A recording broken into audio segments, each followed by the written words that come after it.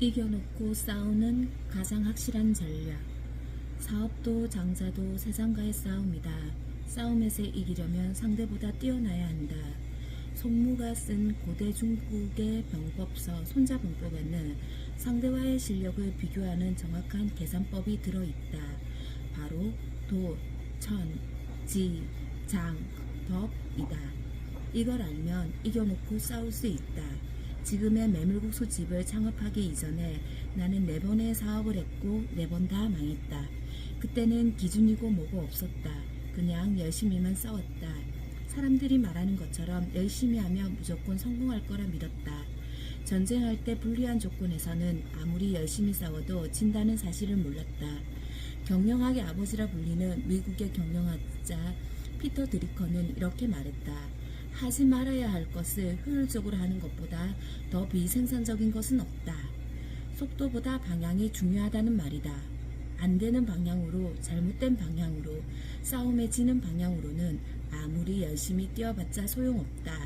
아니, 열심히 할수록 더 빨리 망한다. 그만큼 방향이 중요하다. 맨 처음 식당을 차렸을 땐 오로지 싼 식재료만 찾아다녔다. 원재료 가격을 무조건 낮추는 게 좋은 전략이라는 생각뿐이었기 때문이다. 내가 잘못하고 있음을 전혀 몰랐다. 모르니 싸움에서 질 수밖에 없다. 그렇게 4번의 사업을 모두 실패했다. 4번을 세상에 지고 나니 이기고 싶었다. 무작정 서점에서 가서 싸움에서 이기는 기술을 가르쳐주는 책을 찾았다. 그때 발견한 책이 손자병법이다. 물론 전에도 제목은 익히 들어봤던 책이지만 단지 옛날에 전쟁할 때 써먹었던 구닥다리 기술이라고 생각했다. 고전의 힘을 몰랐던 탓이다. 그래도 혹시 하고 펼쳐보았다가 100페이지도 채 읽기 전에 싸움에서 이기는 기술을 알아버렸다. 그 기술이 바로 도, 천, 지, 장, 법이다. 이 방법을 자기 자신과 사업에 잘 적용할 수만 있다면 100점 100승의 승률을 올릴 수 있다. 첫째, 도는 명분이다. 도의 핵심은 내가 아니라 남이다. 내 돈과 내 행복만을 위해 싸우면 반드시 진다. 방향이 잘못된 것이다. 진정한 도는 남을 위하는 방향으로 나아가야 한다. 먼저 고객의 이야기를 듣는 기가 있어야 한다. 사업을 시작하는 것은 자기가 모르는 땅에 가서 전쟁하는 것과 같다. 그 동네에 원래 살고 있던 토박이가 저쪽으로 가면 낭떠러지가 나오니 돌아가라고 하는데 오직 자신의 신념에만 가득 차 직진을 한다면 낭떠러지로 떨어질 수밖에 없다. 다음으로 고객에게 반드시 이익이 되는 전쟁을 해야 한다. 왕이 자기 이익만 위해서 전쟁한다면 반드시 패한다. 백성에게 이익이 돌아가야 사람들이 왕을 따르게 되지. 내 이익만을 위해서 싸우는 왕은 늘 배신, 배반의 두려움을 안고 자신이 언제 죽을지도 모른다는 고통 속에서 하루하루를 산다. 자신의 이익만 챙기고 있으니 당연한 결과다. 도의 핵심은 남을 먼저 이롭게 하면 도는 저절로 따라오는 선순환을 만드는 것이다.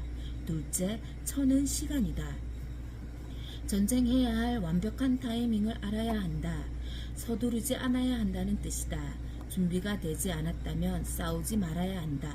하지만 서두르지 않기란 정말 어렵다. 나 역시 과거에 식당 창업을 준비하다가 공간 월세가 지출되기 시작하자 조급한 마음에 준비가 되지 않은 음식을 팔기 시작했다. 부족한 줄 알면서도 혹시 잘 될 수 있겠다는 요행과 월세라는 비용에 대한 조급함 때문에 예상했던 시점보다 빨리 오픈해버렸다. 당연히 결과는 좋지 않았다. 스스로 느끼기에도 준비가 안 된 상태에서 요행을 바라고 싸우면 질 수밖에 없다.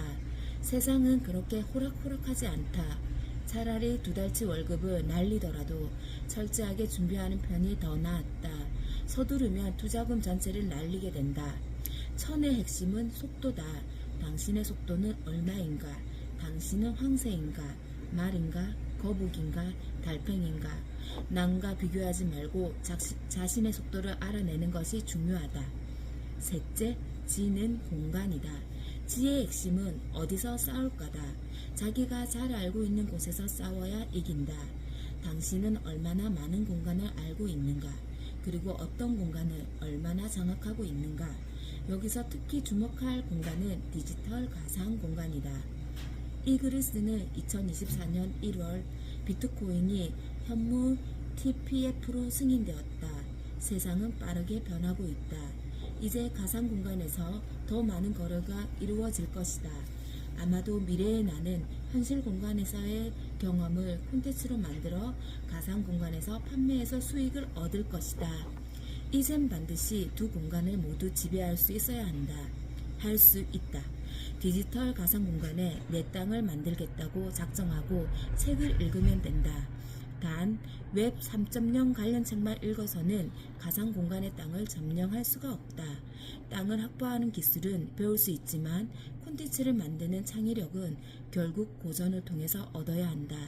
두 가지 땅을 모두 얻듯이 두 가지 분야의 책을 동시에 읽어야 한다. 넷째, 장은 사람이다. 사람을 볼 수 있는 눈과 자신이 다른 사람에게 마땅하게 보일 수 있는 마음을 가져야 한다. 내가 다른 사람에게 보이는 모습을 위해서는 허풍보다는 비밀이 좋다. 우리가 말할 때 정확하게 진실만 얘기하지 않는다. 가장을 섞어 협풍을 떨거나 세력을 숨기고 비밀스럽게 말하거나 둘 중 하나다. 허풍은 실망을 낳는다. 상대방은 잔뜩 기대하고 있다가 허풍의 거품이 거치고 나면 나에 대해 실망감을 가질 뿐이다.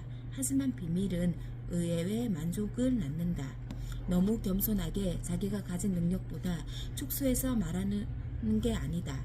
허풍 없이 어느 정도 진실에 가깝게 자신의 능력치를 얘기하고 동시에 상대방을 처음 만났을 때보다 시간이 지날수록 능력을 비밀리에 키우라는 말이다. 그렇게 비밀리에 능력을 키우다 보면 어느 순간 내 힘이 빛을 발하고 상대방은 나에게 감동한다. 동시에 우리는 이런 사람을 볼 수 있어야 한다. 항상 성장하는 사람을 찾아 함께 해야 한다. 방법은 아주 간단하다. 내가 계속 성장하면 된다. 내가 멈춰 있다면 성장하는 사람이 눈에 보이지는 않는다. 성장하는 사람들 옆에서 그런 사람들이 모인다. 고로 사람을 찾아다니는 게 아니라 사람은 내 옆으로 끌어들일 수 있어야 한다. 현대 전쟁에서 가장 필요한 부분이다. 다섯째, 법은 나 자신에게 하는 약속이다. 손자범법에서 법은 엄격해야 한다고 말한다. 자기 자신에게 가장 엄격해야 한다. 봐주면 안 된다. 나를 다스리는 나가 무서워야 한다.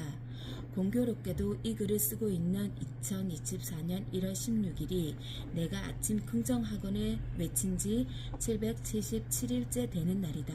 돌이켜보면 나는 나를 실망시키지 않기 위해 777일 동안 하루도 빠짐없이 긍정학원을 외쳤다. 내가 스스로 엄격하게 나와 약속한 법을 지켜나가자 엄청난 일들이 생겨났다.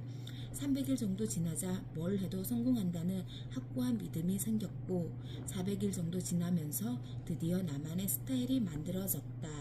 자기만의 스타일은 가만히 앉아서 생각한다고 찾아지는 게 아니다. 300일 넘게 꾸준하게 나와의 약속을 지켜나가면 저절로 스타일이 만들어진다. 하가 피카소는 91년 내 생애 중 80년의 미술 창작에 몸을 바쳤고 소묘, 회화, 도자기, 조각 등 총 5만 점이 넘는 작품을 만들었다. 피카소도 초창기에는 남들과 비슷한 스타일의 그림을 그렸다. 하지만 수천 수만 장의 그림을 그리다 보니 자연스럽게 자신만의 스타일이 생겼고 그게 바로 입체주의의 탄생이었다. 무언가를 시작하기로 법을 세웠으면 꾸준히 지켜나가라. 처음에 반대에 부딪히고 조롱도 받을 것이다. 나 역시 긍정학원 영상을 만들고 100일 전후에 만나는 사람들이 닭살 돋게 왜 매일 아침에 그런 이상한 영상을 올리냐고 비웃듯 말했다. 하지만 지금은 아무도 그런 말을 하지 않는다. 이 책이 출간되는 2024년 8월 26일 긍정학원 1000일이 되는 날에는 모두가 나를 인정해 줄 것이다. 이 스타일로 1만 일까지 가기로 결심했다. 앞으로 25년 하고도 100일을 더 외칠 수 있다. 힘이 빠지고 우울할 때 도, 천, 지, 장, 법 의 잣대로 자신을 점검하라. 그리고 이 5가지 방법으로 전략을 세우라. 이 방법을 깨달은 사람은 항상 이겨놓고 싸울 수 있고 지시받으려고 기다리는 줄에서 벗어나 지시하며 사는 삶으로 살아갈 수 있다. 사람을 이기는 게 아니다. 세상을 이기는 것이다.